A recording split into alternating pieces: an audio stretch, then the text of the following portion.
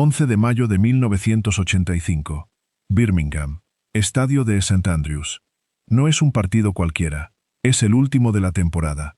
Birmingham City contra Leeds United. En las gradas, casi 25.000 personas. En el aire, algo que no es emoción. Es otra cosa. Algo más denso. Más oscuro. No hay banderas. No hay bufandas al viento.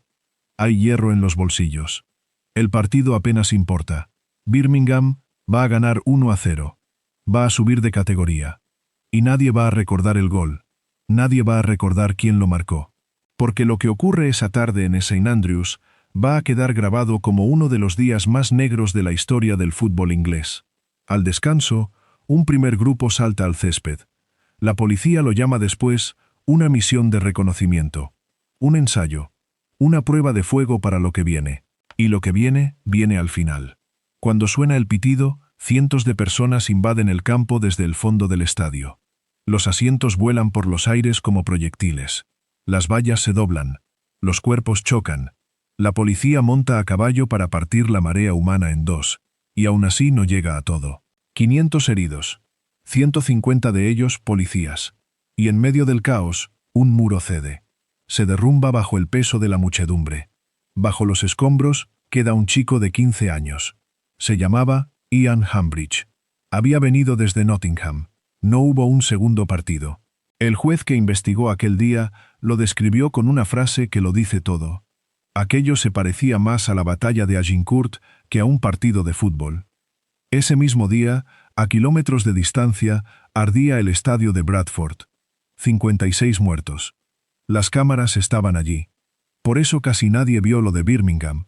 Por eso durante años lo de St. Andrews fue el desastre que ocurrió a la sombra de otro desastre. Pero quienes estuvieron allí no lo olvidaron nunca. Ni la policía, ni las autoridades, ni los propios protagonistas. Porque detrás de aquella marea había un nombre. Un cántico que retumbaba en las gradas como un tambor de guerra. Zulu, Zulu, Zulu. Y lo que ese nombre representaba cambió para siempre la forma en la que Inglaterra entendió el fútbol, la violencia y, sobre todo, la raza. Hoy no vamos a contar la historia de una banda de matones. Sería demasiado fácil. Y sería mentira. No es la historia de unos gamberros con demasiado tiempo libre. No es la historia de unos borrachos que rompían asientos. No es siquiera la historia de una firma de hooligans más, de las docenas que infestaron el fútbol inglés en los años 80. Es la historia de una contradicción viviente. Los Zulu Warriors de Birmingham City fueron una de las bandas de hooligans más temidas de Inglaterra. Robaban, destrozaban, sembraban el pánico en estaciones de tren y en gradas de medio país. Eso es verdad, y no vamos a esconderlo. Pero hicieron algo más. Algo que ningún político, ninguna institución, ninguna campaña oficial había logrado hacer en aquella Inglaterra rota y racista. En pleno auge de la extrema derecha en las gradas, cuando el Frente Nacional repartía panfletos a las puertas de los estadios y los cánticos racistas eran la banda sonora del fútbol, los Zulus juntaron en la misma calle, bajo la misma bandera, a chicos blancos, negros, asiáticos e irlandeses. Y los convirtieron en una sola tribu. Esa es la paradoja. Esa es la historia. Una de las bandas más violentas del país fue, al mismo tiempo, una de las más integradas de toda Inglaterra. Y en el corazón de todo esto, hay un hombre que lo resume entero. Se llamaba Barrington Patterson, un chico negro, con un solo ojo, criado entre burlas en las calles más duras de Birmingham, que llegó a ser uno de los rostros más temidos del hooliganismo inglés. Grabaos esa cara. Va a aparecer una y otra vez a lo largo de esta historia. Y guardad la pregunta que la acompaña. ¿Cómo termina un hombre así? Porque la respuesta, os lo aseguro, no la vais a ver venir. Esta historia tiene 4 actos. Primero, el mundo que los creó. Una Inglaterra industrial, gris, empobrecida y dividida por el color de la piel. Después, el nacimiento, cómo un insulto racista se convirtió en un grito de guerra. Luego, el auge, los años en los que fueron el terror de las estaciones de tren y las gradas del país. Y finalmente, la caída, la guerra silenciosa del poder para desmantelarlos, uno a uno. Pero para entender a los Zulus, Primero hay que entender de dónde salieron. Y para eso hay que volver a una Inglaterra que ya casi nadie recuerda. Finales de los años 70. Principios de los 80. Inglaterra se cae a pedazos. Las fábricas cierran. Las chimeneas se apagan. En las Midlands, el corazón industrial del país, la desindustrialización arrasa barrios enteros. Birmingham, la segunda ciudad de Inglaterra, la ciudad de los 1000 oficios, ve cómo esos oficios desaparecen uno tras otro. Los gobiernos de la época aprietan. Los recortes muerden. Y en los barrios obreros crece una generación que hereda una sola certeza, que nadie va a venir a rescatarla. Para entender de qué escapaban estos chavales, hay que mirar un barrio concreto. Handsworth, un par de kilómetros al norte del centro de Birmingham. En los años 70 había sido un barrio obrero con trabajo para casi todos. En los 80 era otra cosa. Entre 1976 y 1981 se evaporaron más de 4.000 empleos industriales. El paro masculino llegó a superar el 50%. Un estudio de la época describió Handsworth como la zona más deprimida de toda Gran Bretaña. Menos de 1 de cada 20 chavales negros encontraba trabajo al terminar los estudios. Y encima estaba la policía. La famosa ley que permitía parar y cachear a cualquiera solo por sospechar. En la práctica, aquello significaba una cosa.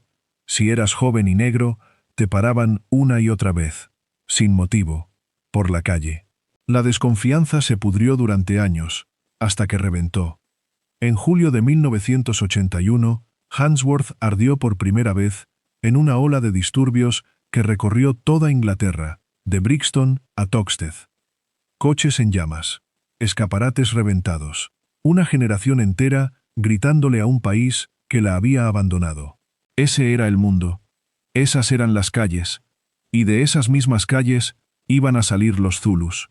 El fútbol, en esa Inglaterra, no era un espectáculo, era una válvula de escape, era el único sitio donde un chaval sin porvenir podía sentirse parte de algo más grande que su miseria. En la grada se gritaba lo que en la calle no se podía gritar. Se era alguien. Se pertenecía. Pero ese fútbol estaba enfermo. Las gradas eran tierra de nadie. Cada club tenía su firma, su ejército, su banda organizada de hooligans. Los bushwhackers de Millwall, temidos en toda Inglaterra. La Intercity Firm del West Ham, que se movía en los trenes de línea para aparecer en las ciudades rivales y dejaba tarjetas de visita en el cuerpo de sus víctimas. La Service Crew del Leeds, el Soul Crew del Cardiff. Cada semana, en algún andén, en algún callejón, en alguna grada, se libraba una batalla que los periódicos apenas contaban. En ese mapa de violencia, Birmingham City ocupaba un lugar particular. No era el club grande de la ciudad. Ese papel, con más títulos y más prensa, lo reclamaba el Aston Villa. El Birmingham era el otro, el de los barrios, el del escudo azul y el estadio de St. Andrews, encajado entre calles obreras al este de la ciudad. Un club acostumbrado a sufrir, a subir y bajar de categoría, a vivir a la sombra del vecino. Y como suele pasar, cuanto menos ganaba el equipo, más se aferraba su gente a la única victoria que sí estaba a su alcance, la de la calle. Y por encima de todo aquello, flotaba una sombra, el racismo. En las gradas inglesas de los años 70 y 80, la extrema derecha campaba a sus anchas. El Frente Nacional reclutaba a jóvenes blancos a las puertas de los estadios. Cuando un jugador negro tocaba el balón, medio campo hacía ruidos de mono y llovían los plátanos sobre el césped. El odio era tan cotidiano que casi nadie lo cuestionaba. Era el paisaje. Era normal. Imaginad ser un chaval negro en ese fútbol. Ir al estadio de tu propia ciudad y ser, tú mismo, el blanco de todo ese odio. Aguantarlo en silencio, rodeado de miles de personas que lo celebran como si fuera parte del espectáculo. Para muchos chicos negros de Inglaterra, la grada era territorio enemigo. Un sitio del que había que salir corriendo. Pero Birmingham tenía algo distinto, algo que la hacía única. Birmingham era una de las ciudades más mestizas de Inglaterra. La inmigración caribeña de las décadas anteriores había llenado barrios como Handsworth de familias negras. Los barrios de viviendas sociales, como el enorme complejo de Chelmsley Wood en las afueras, eran un hervidero multicultural. Chicos blancos, chicos negros, chicos asiáticos. Todos criados en la misma pobreza. Todos jugando en las mismas calles. Todos hinchas del mismo equipo. Y ahí está la clave. Ahí está el ingrediente que lo cambia todo. Imaginad lo que pasa cuando juntas todo eso. Una ciudad rota, un fútbol convertido en campo de batalla, una extrema derecha que intenta envenenar a la juventud blanca, y unos barrios donde blancos y negros llevaban toda la vida compartiendo el mismo asfalto y el mismo escudo. Lo que pasa cuando juntas todo eso se llama los Zulu Warriors. 1982. Ese es el año en que nace todo. El grupo no surge de la nada. Nace de la fusión de varias bandas de hinchas del Birmingham City que ya rondaban por las gradas, entre ellas una llamada Apex. Se juntan, se reorganizan, y de esa mezcla sale algo nuevo. Algo que ninguna otra ciudad de Inglaterra tenía. El nombre llega, según se cuenta, en un partido fuera de casa. Birmingham juega en Manchester, contra el City, en el viejo estadio de Main Road. La afición rival mira hacia el bloque visitante y ve algo que no encaja con lo que esperaba. No ve un ejército de cabezas rapadas blancas. Ve una masa de chicos de todos los colores. Y empiezan a gritar, con sorna, con desprecio, con racismo: «Zulu, Zulu». Era un insulto. Querían humillarlos, pero ocurrió algo que nadie esperaba. En lugar de agachar la cabeza, los chicos de Birmingham cogieron aquel insulto y se lo colgaron al pecho como una medalla. Empezaron a rugirlo ellos mismos, al unísono, cada vez más fuerte. Convirtieron la burla en identidad, el desprecio en orgullo, el insulto en un grito de guerra que pronto helaría la sangre en medio país. Zulu, Zulu, Zulu. Habían encontrado su nombre. Y con el nombre, encontraron algo mucho más peligroso, una identidad. No eran hooligans al estilo inglés. No copiaban a nadie. La imagen clásica del gamberro de los 70 era la del skinhead.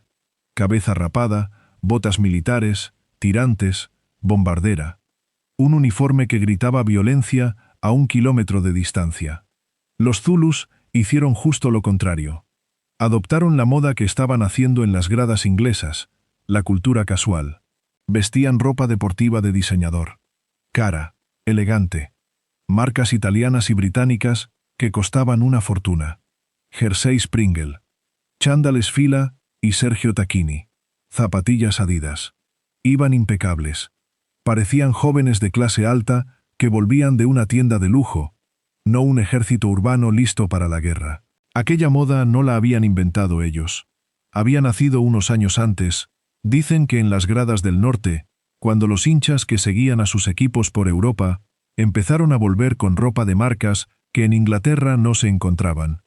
Volver de un desplazamiento con una prenda imposible de conseguir era una forma de presumir. Y de ahí se pasó a lo siguiente. Si no podías comprarla, la robabas. Las tiendas de lujo de media Inglaterra empezaron a temer los días de partido tanto como los estadios. Los casuals entraban en grupo, arrasaban los expositores y salían vestidos de pies a cabeza con lo que no habían pagado. La ropa no era solo estilo. Era botín. Era una declaración. Y eso tenía un doble sentido. Por un lado, era estatus. Llevar esa ropa demostraba quién mandaba, quién dominaba la calle. Pero por otro lado, era camuflaje puro. La policía buscaba cabezas rapadas con botas. Buscaba el uniforme del hooligan clásico. Y mientras tanto, 100 chicos vestidos como pijos cruzaban una estación de tren sin que nadie los mirara 2 veces. Hasta que era demasiado tarde. Imaginad la escena. Una estación británica, gris, húmeda, con la luz de neón parpadeando. Los locales esperan en el andén. Esperan ver bajar del tren a los skinheads de siempre. Se abren las puertas. Durante unos segundos no baja nadie. Y de repente emerge un grupo compacto, silencioso, vestido con chaquetas italianas y jerseys de marca. No gritan los insultos de siempre. Avanzan en formación. Y entonces, desde el fondo, empieza a retumbar un eco sordo contra los azulejos. Zulu, Zulu, Zulu. Ese era el momento en que el rival entendía que no se enfrentaba a unos fanáticos cualesquiera. Se enfrentaba a otra cosa. Y en el centro de esa otra cosa había una filosofía que ninguna otra firma inglesa compartía. A los Zulus no les importaba el color de tu piel. Les importaba qué colores defendías. Y no era un eslogan bonito para las cámaras. Se demostraba en la calle. Cuando empezaba la pelea, nadie miraba el color del que tenía al lado. Se miraba si aguantaba, si te cubría la espalda. En un mundo donde afuera te juzgaban por la piel, dentro de la firma solo contaba la lealtad. Un chaval negro de Handsworth y un chaval blanco de Chelmsley Wood, que en cualquier otro rincón de aquella Inglaterra podrían haber acabado a puñetazos entre ellos, se cubrían las espaldas como hermanos. En pleno auge del racismo en las gradas, eso era casi un acto de rebeldía, aunque ellos no lo llamaran así. Ellos lo llamaban, simplemente, ser zulú.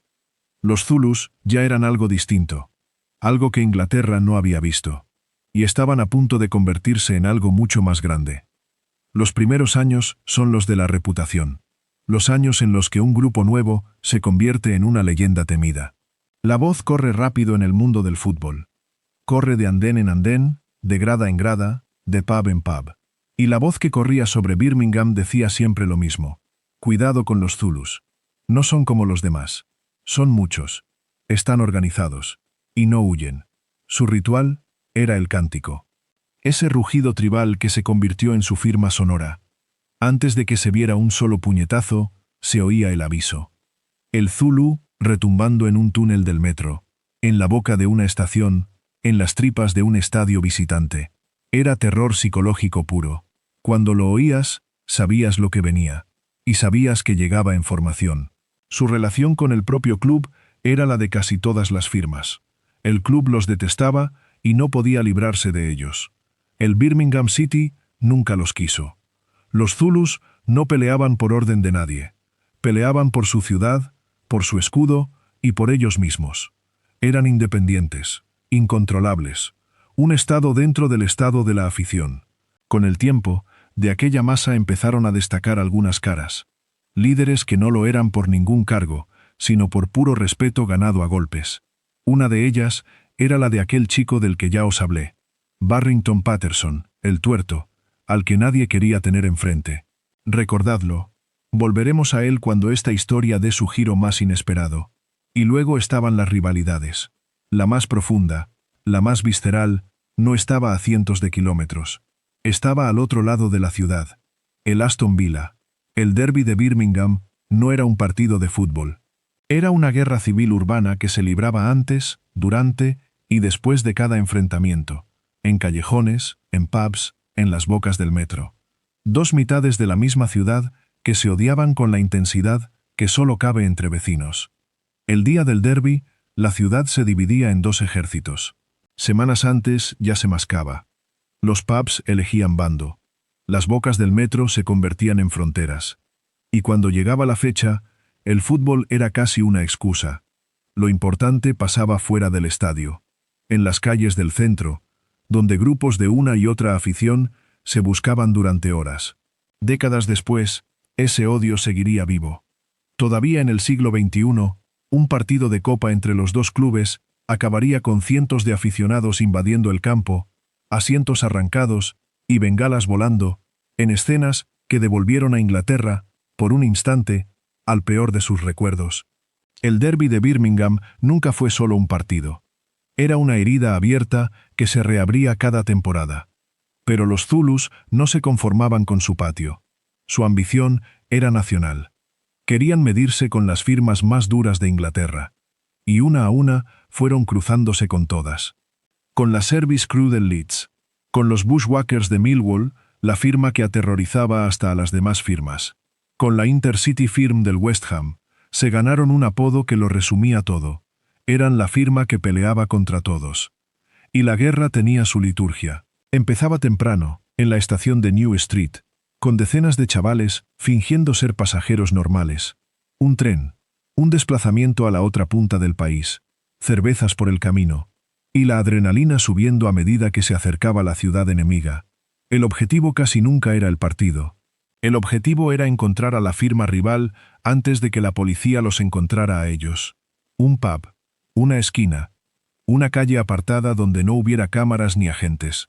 Ahí se decidía todo, en 2 o 3 minutos de caos como si nada hubiera pasado. Ganar un desplazamiento, humillar a la firma local en su propia ciudad, eso valía más que cualquier resultado en el marcador. Cada temporada era un mapa de batallas.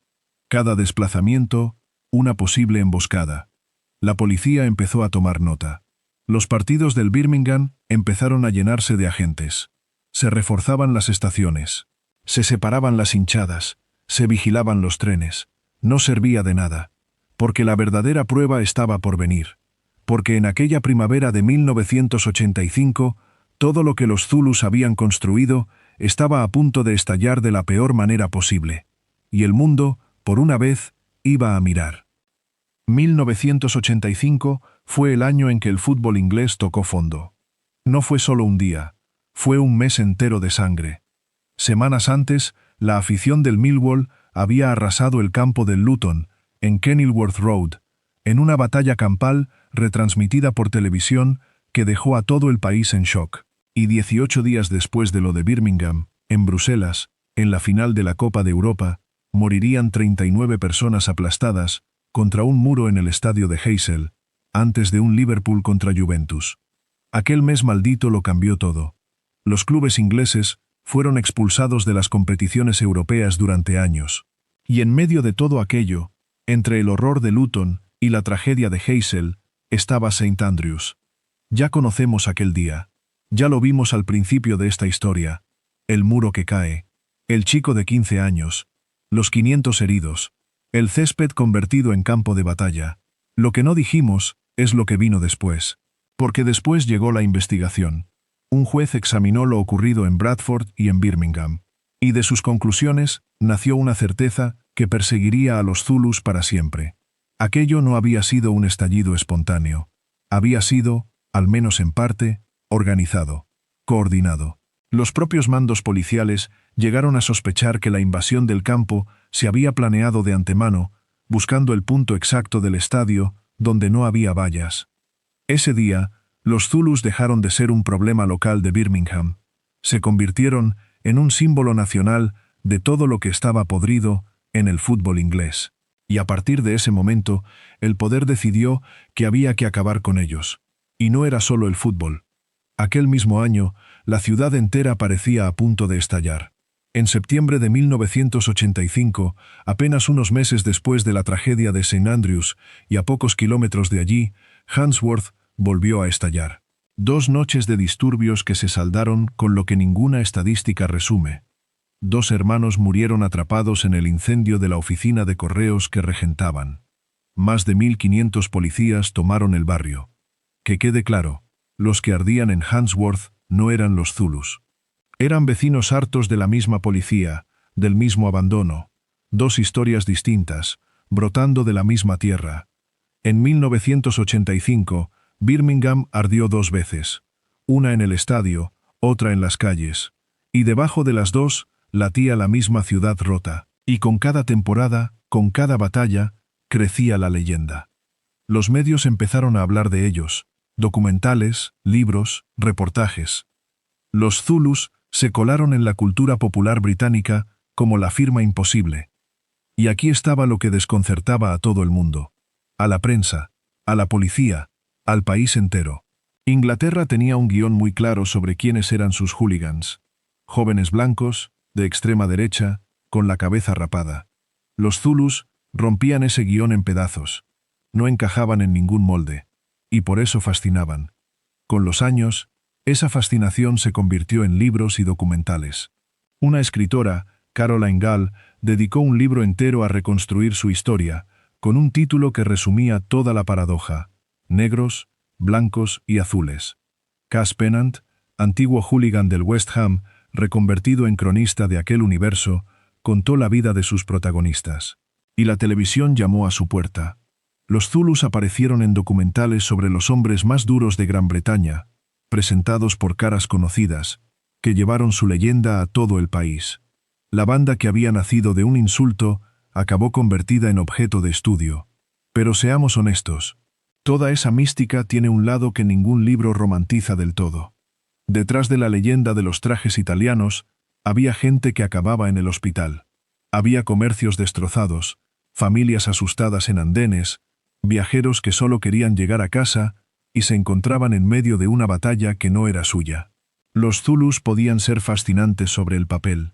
En la calle, un sábado por la tarde, eran otra cosa muy distinta, pero toda esa visibilidad tenía un precio. Porque acabar con los Zulus no era fácil. No llevaban uniforme, no cantaban antes de tiempo. Se movían como fantasmas bien vestidos entre la multitud. Detenerlos en caliente, en plena pelea, era como intentar atrapar humo. La policía se dio cuenta de algo incómodo. Con los métodos de siempre, nunca los cogerían. Iban a tener que cambiar de estrategia. Iban a tener que entrar dentro. Y en 1987, el poder decidió actuar. Pero no como nadie esperaba. Para entender lo que pasó, hay que hablar de una noche concreta. El 10 de enero de 1987. Un policía fuera de servicio, Harry Doyle, entra a tomar una copa en un club nocturno del centro de Birmingham, en John Bright Street, un local llamado Boogies. Lo que Doyle no sabía, o no quiso saber, es que ese sitio era territorio Zulu, una de sus guaridas. Y esa noche, dentro, había miembros de la firma. Lo reconocieron, lo rodearon, lo tiraron al suelo y lo agredieron con un vaso. Ese ataque a uno de los suyos fue la gota que colmó el vaso.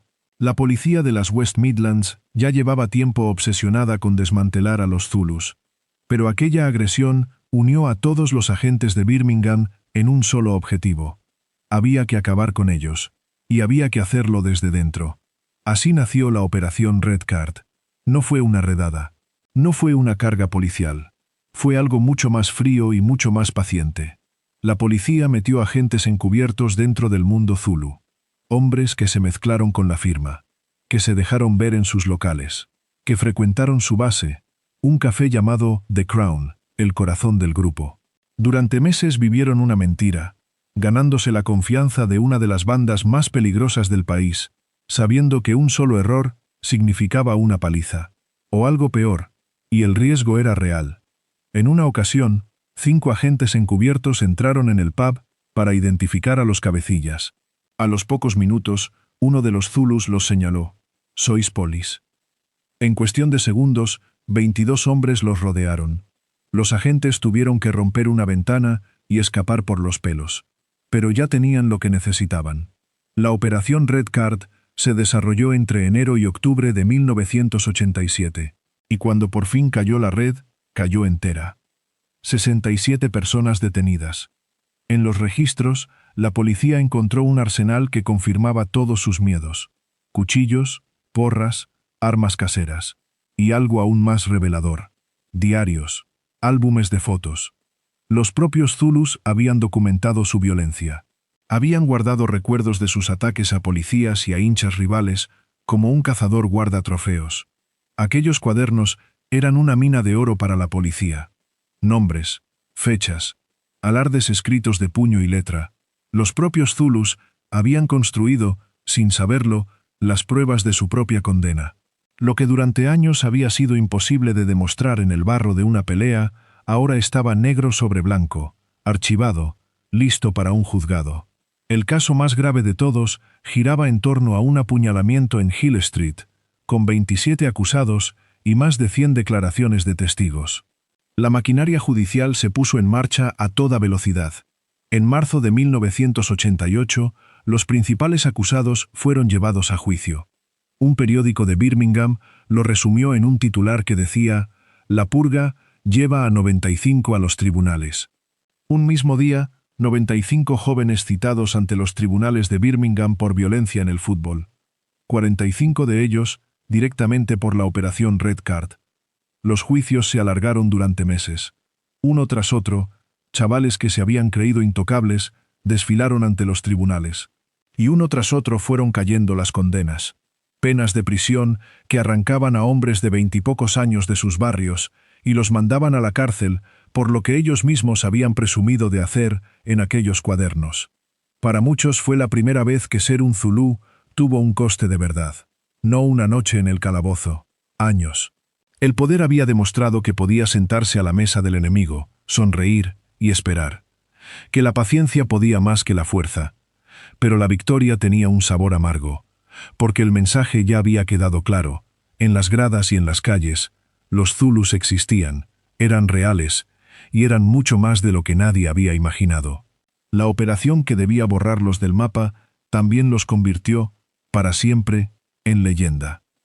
La operación Red Card fue un golpe brutal, pero no los borró de un día para otro.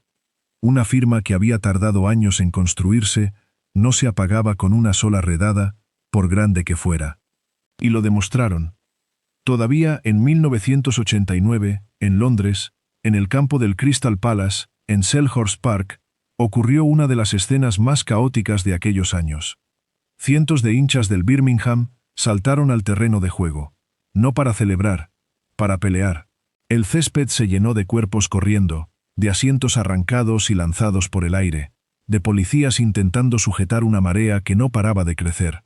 Hicieron falta 7 agentes a caballo para barrer a la gente del campo. El árbitro tuvo que retirar a los jugadores durante 26 minutos. 20 detenidos. 5 policías heridos. Y las imágenes dando la vuelta a Inglaterra, otra vez, con el nombre de Birmingham escrito encima. El mensaje para el poder fue claro. No bastaba con detener a 67 personas. Por cada una que caía, otra ocupaba su sitio. La confrontación directa, cara a cara, era una batalla que la policía no podía ganar del todo. Así que dejó de buscar la batalla, y empezó a buscar la asfixia. Primero llegaron las leyes. El gobierno británico endureció año tras año la legislación contra el hooliganismo. Se crearon delitos nuevos, penas más duras, y sobre todo, una herramienta demoledora, las órdenes de prohibición. A un hooligan identificado se le podía prohibir acercarse a un estadio durante años. Se le podía obligar a presentarse en una comisaría a la hora exacta del partido, a cientos de kilómetros de donde jugaba su equipo, para asegurarse de que no estaba allí. De golpe, ser un zulu tenía un coste personal que antes no existía. Después llegó la tecnología, las cámaras. Los estadios se llenaron de circuitos cerrados que grababan cada rincón de la grada. Los rostros, que antes se perdían en la multitud, ahora quedaban registrados, archivados, identificados. La policía creó unidades especializadas solo en inteligencia futbolística, dedicadas a poner nombre y apellido a cada cara de cada firma del país. El anonimato, que había sido el arma secreta de los casuals, se evaporó. Y luego llegaron los cambios en los propios estadios. Tras las tragedias de los años 80, el fútbol inglés se transformó por completo. Desaparecieron las gradas de pie, aquellos fondos abarrotados donde una firma podía moverse como un solo cuerpo. Llegaron los asientos numerados, las entradas con nombre. El fútbol se volvió más caro, más ordenado, más limpio para las familias, y mucho más difícil para quien quería pelear. St. Andrews, que había sido un espacio libre, se convirtió en un espacio vigilado. El impacto sobre los zulus fue lento pero implacable. No hubo un final épico. No hubo una última gran batalla. Hubo una erosión. Miembros que envejecían. Miembros con hijos. Miembros con órdenes de alejamiento colgando sobre sus cabezas. La adrenalina de los sábados se fue apagando bajo el peso de las cámaras, las leyes y el paso del tiempo. Para muchos de ellos, el precio fue alto. Hubo quien pasó por la cárcel siendo casi un crío y salió convertido en otra persona. Hubo quien cargó durante años con una orden que le prohibía acercarse al equipo de su vida, obligado a fichar en una comisaría mientras sus amigos iban al fútbol. Hubo quien no soportó la vida lejos de aquella adrenalina y siguió buscándola hasta que le costó todo. Y hubo quien, simplemente, colgó las botas de la guerra, se casó, tuvo hijos y guardó sus recuerdos en un cajón. La firma que había sido una familia se fue disolviendo en cientos de historias privadas. Algunos siguieron. En febrero de 2001, antes de una final de Copa entre el Birmingham y el Liverpool disputada en Cardiff, hubo graves disturbios en las calles galesas. Un pub destrozado. El Philharmonic. Detenidos. Heridos. El viejo rugido todavía se oía de vez en cuando, pero cada vez sonaba más lejano, más parecido a un eco que a una amenaza. Algo se perdió en aquella Inglaterra a lo largo de los años 90. Algo que no se recupera con un asiento numerado ni con una cámara de seguridad. Se perdió una época. Cruda, violenta, terrible en muchos sentidos, pero también irrepetible. ¿Qué queda hoy de los Zulus? El nombre sigue existiendo. La leyenda sigue viva. En Birmingham, para varias generaciones, la palabra Zulu no es un insulto ni una anécdota histórica. Es parte del folclore de la ciudad. Es orgullo de barrio. El cántico todavía resuena, de forma más simbólica que real, en las gradas de St. Andrews. Pero ya no es lo que era. La firma organizada, capaz de mover cientos de hombres por el país, pertenece al pasado. Muchos de sus miembros se alejaron, algunos por miedo a las prohibiciones, otros por cansancio, otros, simplemente, porque crecieron. Se hicieron padres, buscaron trabajo, enterraron a los suyos. Otros nunca se fueron del todo. Todavía sobreviven rescoldos de aquel mundo.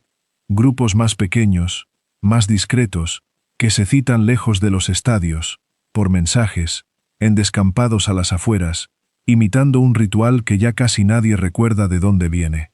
Pero no es lo que era. No puede serlo. Aquella época se acabó. Lo que queda es memoria y leyenda. Y ahora sí, volvemos a él, al chico tuerto de Birmingham que se convirtió en el rostro más legendario de toda la firma. Barrington Patterson, One-Eyed Bath, el Zulú de un solo ojo. Había nacido en 1965. De niño perdió la visión de un ojo por un accidente doméstico. Su hermana le lanzó una lata y le dañó la vista para siempre. Aquel golpe le dio el apodo que lo acompañaría toda la vida. Creció en las calles duras de Birmingham, en un mundo donde ser negro, pobre y tuerto, era motivo de burla. Y él convirtió esa burla en fuerza. Se hizo grande, imponente, 110 kilos de músculo y presencia, y se convirtió en una de las caras más reconocibles de los Zulu Warriors. Pero la historia de Bath no termina en la grada. Ahí es donde empieza. Colgó la violencia futbolística y se metió en un ring de verdad. Se hizo kickboxer profesional. Peleó por un campeonato mundial. Compitió en artes marciales mixtas por medio planeta, en Japón, en Estados Unidos, en Holanda. Entre sus rivales, llegó a estar un gigante ucraniano llamado Vitaly Klitschko, que años después se convertiría en alcalde de Kiev. Bath protagonizó documentales de televisión sobre los hombres más duros de Gran Bretaña. Escribió su autobiografía. Se convirtió en una leyenda viva del mundo del hampa reconvertido. Y entonces hizo lo más difícil de todo. Se dio la vuelta por completo. Barrington Patterson dedicó sus últimos años a lo contrario de lo que había sido. Trabajó con jóvenes en riesgo. Luchó contra la violencia de las bandas. Ayudó a personas sin hogar. Y recorrió las escuelas de Birmingham con una campaña contra los cuchillos. Guantes arriba, cuchillos abajo, plantándose delante de adolescentes que veían en aquel gigante tuerto exactamente lo que necesitaban ver. Alguien que había estado en el fondo del pozo y había sabido salir. Nadie podía darles esa lección con más autoridad que él. El hombre que había sembrado el miedo se pasó el final de su vida intentando salvar a los chavales de acabar como él había empezado. Murió el 22 de marzo de 2022. Un infarto. Tenía 56 años. Su funeral fue una despedida a la altura de su leyenda. Cientos de personas. Una caravana de motos escoltando su féretro. Aplausos, bengalas y globos azules y blancos a las puertas de St. Andrews, el estadio de su vida. El Birmingham City colgó una pancarta enorme con su cara y 3 letras. R.I.P. Bath. Entre los que fueron a despedirlo estaba hasta el mítico boxeador Frank Bruno. En la ciudad apareció después un mural con su rostro, pintado en una pared del barrio. La prueba, a la vista de todos, de en qué se había convertido. El chico tuerto al que se reían de pequeño acabó siendo llorado por una ciudad entera. Y aquí es donde la historia de los Zulus deja de ser una historia de hooligans y se convierte en otra cosa. En una pregunta.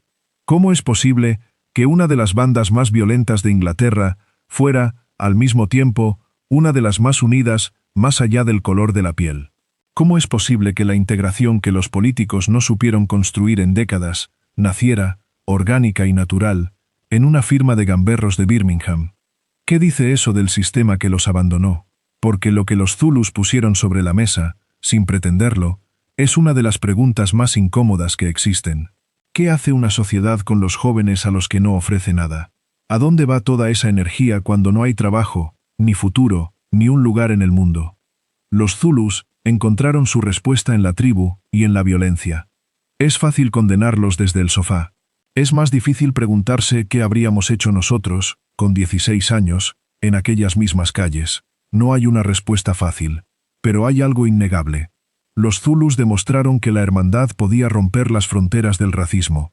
Cuando otras gradas eran nidos de odio, ellos convirtieron el mestizaje en su bandera. Demostraron que, cuando lo que une pesa más que el color de la piel, las etiquetas con las que un país entero clasificaba a su gente simplemente se caen. Pero también demostraron lo otro, lo que pasa cuando esa lealtad feroz se canaliza a través de la violencia. Detrás de cada rugido tribal había cuerpos rotos. Detrás de cada batalla, víctimas reales. Y en el peor de los días, un chico de 15 años que fue al fútbol y nunca volvió a casa. Años después, en St. Andrews, se colocó una placa en su memoria. Dice, sencillamente, que era un aficionado más, uno de los nuestros, y que nunca será olvidado. Es lo único que queda de aquel niño. Una placa. Y el recordatorio de que, detrás de cada leyenda de la calle, siempre hay un nombre que ya no puede contar su historia. Esa es la contradicción que la historia de los Zulus deja abierta, sin cerrar del todo. Una hermandad admirable construida sobre unos cimientos terribles. Lo mejor y lo peor del ser humano, latiendo dentro del mismo grito. El mejor ejemplo de esa contradicción es el propio Baz, el hombre que sembró el miedo y acabó combatiendo la violencia que él mismo había encarnado. Su vida entera fue la historia de los Zulus, comprimida en una sola persona. Lo peor y lo mejor. La calle y la redención. El puño y la mano tendida. El poder pudo cambiar las leyes. Pudo llenar los estadios de cámaras. Pudo detener a 67 personas de golpe y sentarlas ante un juez. Pudo transformar por completo el fútbol inglés hasta hacerlo casi irreconocible. Lo que no pudo hacer, lo que nunca podrá borrar del todo, es lo que esos chavales encontraron entre ellos en las calles grises de Birmingham. Esa idea de que, vinieras de donde vinieras, tuvieras el color que tuvieras, había un sitio en el mundo donde eras de los suyos. Eso no es fanatismo, es algo mucho más profundo. Y las ideas, para bien y para mal, no se apagan con gas lacrimógeno. Si has llegado hasta aquí, ya sabes que en este canal no contamos historias de buenos y malos. Contamos historias reales, con todas sus sombras y todas sus contradicciones. Si te ha atrapado esta, suscríbete y activa la campana, porque cada semana desenterramos otra. Este es el canal donde el fútbol, las tribus urbanas y la historia se cruzan para contar lo que casi nadie se atreve